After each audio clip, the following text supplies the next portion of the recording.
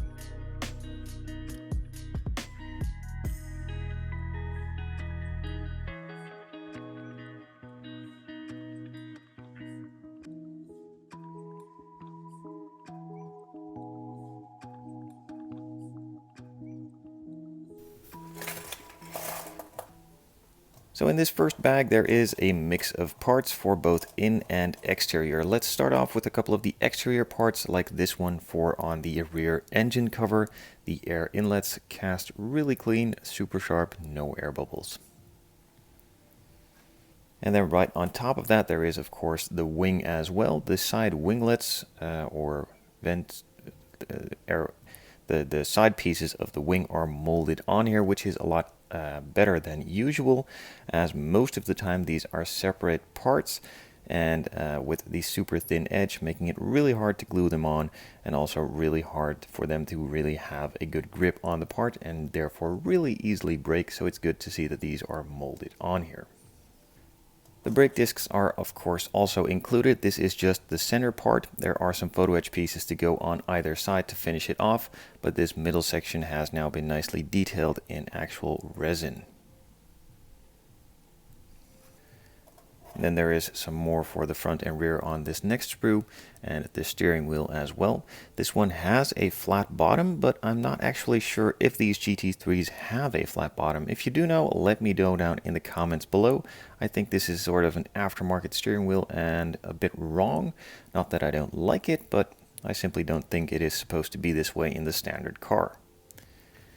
There are also some sprues, or there is one sprue with parts to mount the wheels. As usual with these Alpha Model kits, it's just a main big block that glues into the chassis or into the wheel wells, and on the other side you can put the wheel in, and also it has a slot where the actual calipers are supposed to glue into so they have the correct orientation. The door panels are both molded separately as well. A lot of the parts have been molded in, but nothing out of the ordinary. This strip here on the door panel would have been nice to be separate, but then again it might have to be a bit thin of a part, so it now is molded into the door panel. This will probably be done either in carbon fiber, maybe even black paint, silver paint, or another option. If you know, let me know down in the comments below what you would like to see for the interior color combination. On this one we have the wing mirrors, the side mirrors, and also some parts for the interior. In this case it's just the two wing mirrors. That was weird. It has a nice detail. It is supposed to be painted in multiple colors depending on the spec you choose, or just painted entirely in body color. I think I'm going to go for a carbon fiber on the top section and just a flat black on the rest, but I could also paint them entirely in body color to match nicely. Again, let me know what you think I should do. And then there is a small sprue with the armrest and also the center console piece where the shifter goes and all of the other buttons for the car are. On the dashboard there are a lot of pieces missing. The first one I've already shown, and the even further. First one I've already shown as well. That is the vent here in the center for some of the speakers, and also the clock on there if you have that option. And also on the side here, there are some vents or speakers that need to be put in too. And this center console piece here as well, along with some of the radio pieces which might come later. And also the vents.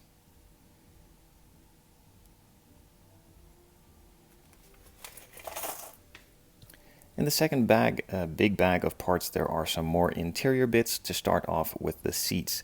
These are the fixed back bucket seats with the carbon fiber backing, and they look incredibly cool. I'm not really sure if I'd prefer these or just the standard comfort seats in a GT3 and a GT3 RS. These are the way to go, but with this being a GT3, it could be a little cooler if you go for a sort of touring package, touring style, and therefore choose the more comfortable seats. But then again, these do look really, really awesome. The backing is going to be done in carbon fiber, and the rest is going to be done in either an Alcantara leather combination or just a full leather.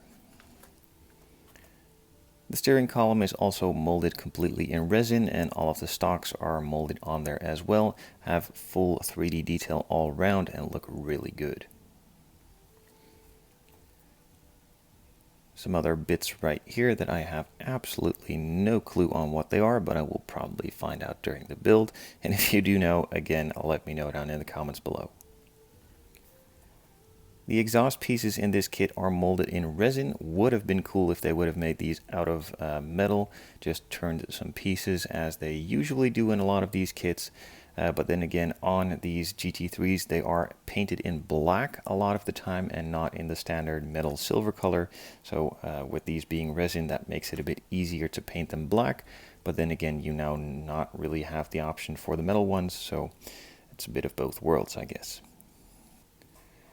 So some of the pieces on the dashboard were missing, and as you can see, they are right here. These are some of the vents and speakers for on the top side. The shifter, this is just the automatic shifter, the rear view mirror, and also in this case, the sports chrono package has been included. So you do get the nice clock on the center of the dashboard, and there is also a small piece for the radio. And if that wasn't enough, there are even more pieces right here. These are the door handles. This is another piece that I have no idea what it is. And these are for the seatbelt buckles. And a second sprue with even more parts. These are some of the vents for on the dashboard. This is a door handle. There was another door handle right here, which I now have in the bag right here secured. This is, of course, for the exterior. Making it a lot easier to paint this, and you could also decide to paint this in a separate or different color from the exterior if you'd like to, but in this case it just makes it a lot easier to paint it fully all round and gives it an extra dimension of detail with being a separate piece and also having the detailing on the backside. And then the final little sprue in this bag is for the calipers. Now they all look pretty much the same, even though they should be different. The front ones should be a little or a lot bigger than the rear ones, but in this case they look fairly similarly sized. I do think the fronts are a little bigger, but they might have gotten this a little wrong and therefore oversized the rear ones a little or undersized the front ones. Nonetheless, they do look really good, have detailing on all sides, and are incredibly well done. And then moving on to the wheels and tires. The detail on the front with the center lock is really nice. Would have been cool to have seen this in a separate piece just to make it easier to paint it in a different color, but nonetheless it is well done and the wheels look really sharp. The tires are already on there, super clean on both sides. They do have a couple of casting marks right here where they are cut off from their sprues, so to speak, but nonetheless the main tread pattern on the tire is really, really nice and smooth, and the sidewall right here has no branding or detailing on it, probably due to some licensing that they don't have, but nonetheless it is nice, clean, and smooth. With a lot of these alpha model kits, most of the clear parts are made out of a flat sheet of clear plastic. It can cut out and you need to conform them to shape yourself and glue them in place. But in this case, with the headlights being completely domed and the taillight lenses having a similar domed and fully detailed feature in them, that pretty much is no option. So I'm really glad to see that these are fully detailed and done the way they should. They are cast in clear resin, have a nice finish on them, and also have a lot of the details captured in them, and most importantly have the shape to them. Same goes for the rear ones. Of course, these have some more detail in them right here, as these are lower areas than the rest of the part and have a super nice 3D shape to them. They do need to be painted, but again, with these GT3s, I think you can have the option to do them in clear, even a little bit of a smoked finish, or just a clear red. So you now have all the options to choose from yourself. And for the final bigger pieces, there is the body, the chassis itself, and the main interior tub. The chassis is nothing really special to speak of. I don't really mind. I know a lot of you do, that there are no engine details for the price point of these kits, but believe me, if they would include the engine and fully detail the chassis, these kits would be twice as expensive as they are. So they are just positioning themselves in the market for a fairly reasonably priced kit and not going overboard on a lot of the details that won't be seen. For some of you, a big letdown. For others like me, totally fine. For the interior, there is a small tub, and all of these separate pieces have been shown earlier. This has the not really back seat. This is a GT3, so it doesn't come with a rear seat. It does have a little bit of detail here on the side panel and also on this part right here. There are some holes for the seats to slot into, some space for the center console to be put on top of along with the dashboard. The pedals are molded in, but I believe there are some photo etch parts to go on top of them as well. But nonetheless, they do already have some detail in there pre-existing. With a lot of the alpha model kits, a lot of the parts on the exterior usually are separate. In this case, they took a really different approach from what they normally do. The headlights are molded in. All of the molding on the bumpers, front, side, and rear are also already molded in. The main piece for the rear wing and engine cover, again, molded in. So not really sure why they took this route, as it's now a lot harder to detail the headlights. And also you now have to mask off a lot of parts for the front bumper, the side skirts, the rear bumper, maybe even some of the spoiler parts, depending what color you go for. Nonetheless, the casting on it is really crisp, and on the top surfaces there are no imperfections to be found. All of the mold lines are super nicely done. A bit shallow on some of the parts right here on the door, so a bit of scribing is required, but that is nothing out of the ordinary, same for any other kit you would build.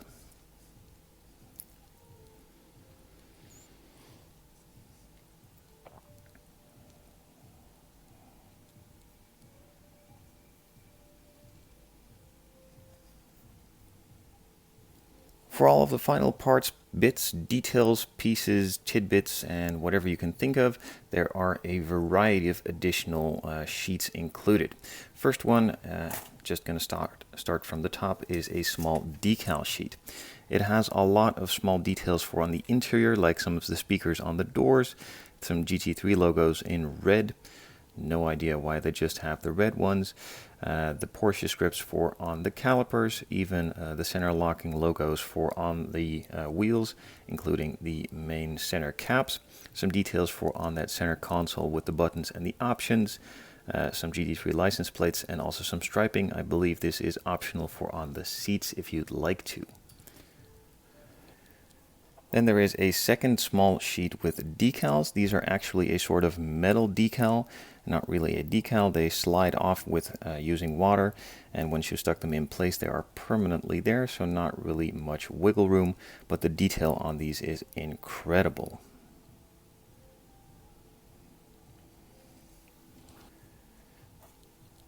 Some more photo etch parts for on the exterior. This is the Porsche script for on the rear engine cover. Gotta have it in focus, of course. Some pieces for the seat belts, some backings for some of the logos, which I'm not really going to use, as I don't really know why they are included every single time. as the piece is already there and just stick the decal on, and I don't really see why I need to put these on first, but maybe you guys know? If you decide to put this in a display case or want to put it on display, there is a nice plaque included too. You can even sign it. I don't really like to use these as it's not really my style, but for some guys it is really cool to have this in there.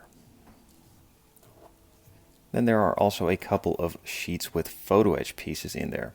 A couple super thin ones for the headlights, some of the mirrors, interior trim pieces, and also a guide to put on the real logos on the engine cover for the GT3 and also the Porsche script. And then on a bigger sheet there are a lot of grills, vents, and other stuff like pieces for the interior detail on the headlight, headliner, and also some taillight detail pieces that need to be glued in, even some wipers and other stuff all around. And on the final one there are some more pieces for a license plate, the pedals that I mentioned earlier. No idea what this is, but there are many of them, so it seems important. Some of the vents for on the interior, and also the main discs for the brakes. A small sticker sheet with metal transfers is included for the rear view mirrors on the exterior and interior as well. Would have been nice if the GT3 and Porsche script would have been on here as well, as now you just need to glue on a lot of super tiny metal pieces, and that could get really messy really quickly, so that is a bit of a thumbs down for me. If you have the technology to do this, then do this for all of the parts that would make sense and would make it a lot easier. And underneath the clear parts there is a final sheet of photo etch parts. These are, I believe, for the rear wing with some of these scripts on the sides, and also the wing uprights, I'm guessing. And then finally there is also a small sheet with pre-cut and pre-painted clear parts for the windshield, the rear window, the side windows, some other parts right here, and also the indicators on the side of the front fenders. Not really a fan of this. They could have done this in some cast resin as well, as these need to conform to shape and aren't really easily that flat. For the rest of the pieces it has a nice outline. All of the bubbling you see here is from the clear protective sheet that is on both sides, so that will be gone once you take it off, as you can see on the other side, and they will be nice and shiny. It is nice that they are pre-cut and pre-painted, but I'm still not a huge fan of these flat pieces that need to conform to a pretty round shape in general. Nonetheless, we get around this and it works really well usually, but it would be a lot nicer as having this in standard kits, being a bit thicker plastic and also already conformed to shape. That's it for this unboxing. If you guys know what color I should paint this in, feel free to leave a comment along with all the other suggestions that I asked for during this video. I would appreciate you leaving a comment. Check out my website, thescalemodelingchannel.com, for a load of color options that I have available, and let me know which one you would choose.